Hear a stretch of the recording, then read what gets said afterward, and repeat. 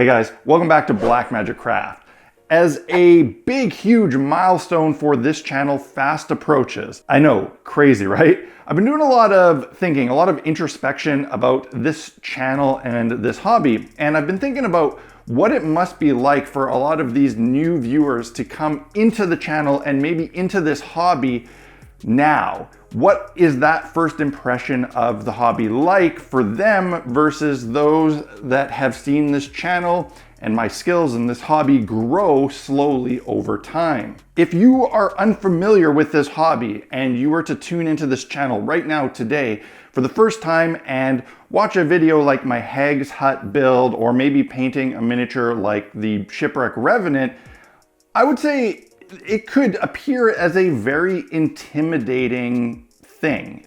Doing something like that yourself could seem like a monumental task, and understandably so. It's really easy to look at me making something like that, or to look at projects built by various veteran crafters in groups online like the Tabletop Crafters Guild and think that we are experts in our field doing something that you could never ever do. But that thought process is wrong. It's really, really flawed. Don't think like that. Artisans in any field are not magically born with the abilities that they use. They learn them over time through practice and through failure. They keep doing it, they keep learning, they keep failing until they get good at it. And this is true of every artisan, including myself. It wasn't that long ago that I had never played Dungeons and Dragons, never done any sort of tabletop gaming or building or crafting. In the summer of 2015, a friend decided that she wanted to try out playing Dungeons and Dragons, and I agreed to join on as a player. I knew right off the bat that I probably would struggle with just doing a pure theater of the mind role play. I knew that I would need some visual aids to make me feel more comfortable in that setting.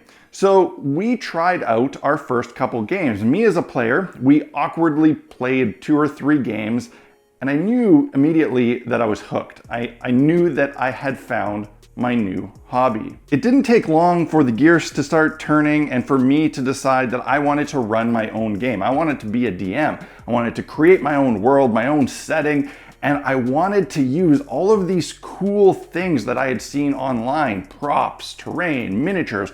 I was super excited. At the time, my outside of day job, hobby, passion, side hustle thing was music. I was an electronic music producer, but I had recently had a new baby, and the life of a musician was not conducive to being a new father. I could no longer make a ton of noise in the home studio till 2 in the morning because I had a newborn baby that I was just always hoping and praying would just fall asleep and stay asleep. And I couldn't really leave home to travel and play shows. So the idea of this new hobby of playing tabletop gaming and crafting was perfectly timed. It was the perfect hobby at the perfect time. It would keep me at home. It was quiet and I could pick it up and put it down as I saw fit. So I established a group of players and I set to work preparing for my first game. I created a storyline, my own world, my own setting, all this stuff. And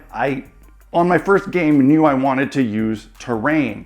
I had seen some videos from, at that time, the DM's Craft, who was one of the pioneers of doing this sort of thing on YouTube, and I had watched some videos from what at the time was called Drunkens and Dragons, now known as Runehammer. With a bit of an idea of the types of things you could make and what you could make them out of, I set to work building my first props for my first game. My first encounter of my first session was to take place in a swamp. So I made some swamp boards. My background with my day job as a contractor did make me familiar with a bunch of different building materials. So I grabbed something that I was familiar with, and that was insulation foam, XPS foam. That's why I started with it. It was something that I knew about, that I had used and had access to. I also had access to a blowtorch because I did a lot of plumbing work. So I grabbed some foam, took it outside with my blowtorch and started sculpting these swamp boards. I gave them a very simple paint job, glued some moss and stuff to it to look like vegetation, and then I said, why not try these water effects that I've seen in pictures? Went to Michael's, got some 2-part resin, and poured water effects. I'd never done any of this before. And while I was comfortable with some of the materials I was using, I certainly had never done anything like poured resin or water, but I did it anyway. Why? Why did I jump headfirst into kind of complicated materials? Because I firmly believe that you learn the most by trying the most. The more you try, the more you learn. The more you try, the more you probably fail, and the more you fail, the more you learn.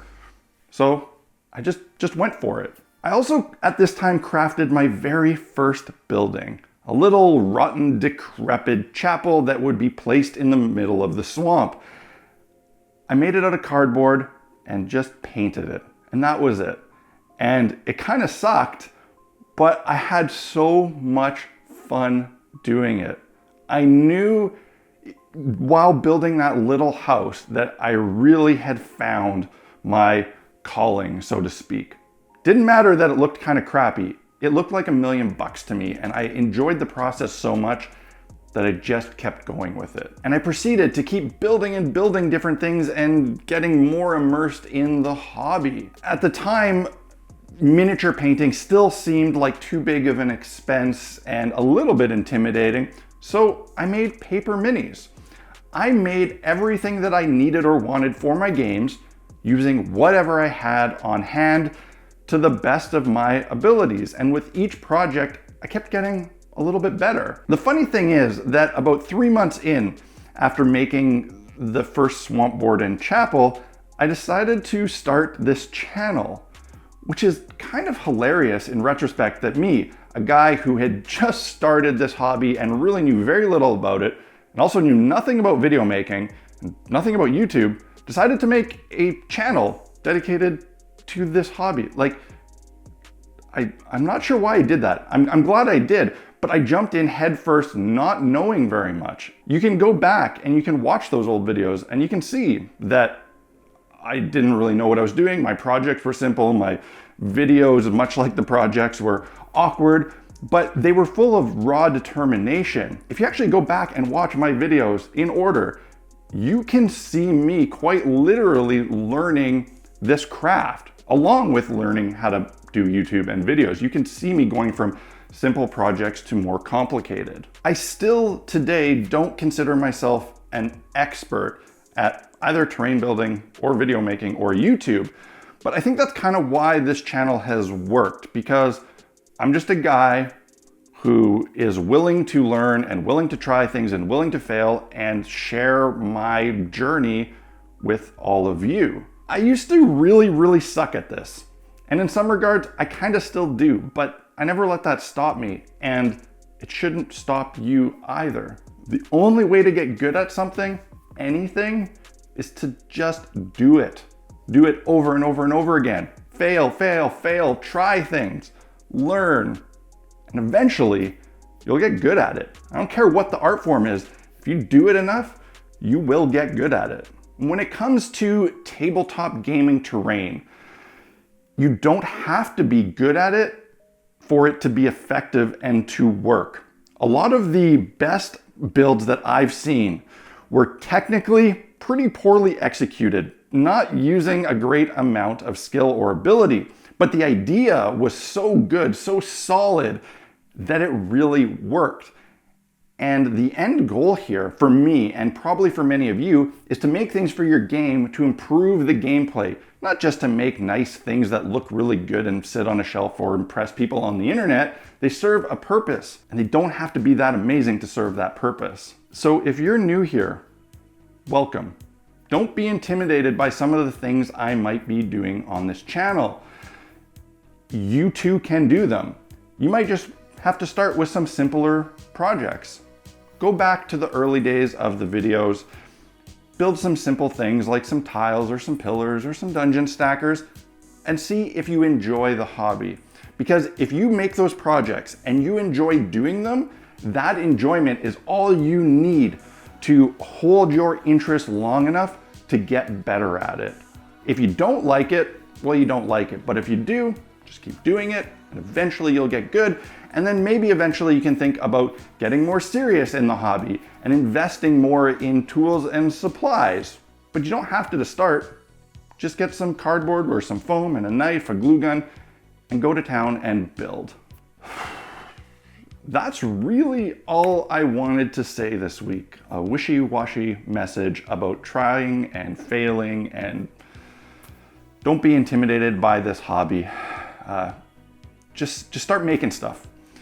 I hope you found this video entertaining, maybe informative, and most of all, as usual, inspiring, because that's my main goal with every video I make. If you like this video, hit that like button if you're into that sort of thing, and let me know in the comment section below. I'd really love to hear your story, your journey as a crafter or terrain maker or DM, whatever. So let me know in the comment section.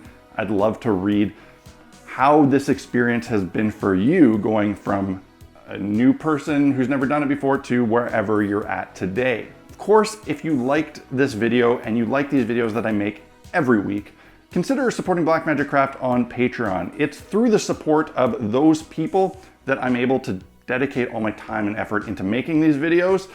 And also, I'd love to have you as the newest member of the Blackmagic Craft Fellowship. You can get in on that group. It is full of wonderful people who range in ability and experience.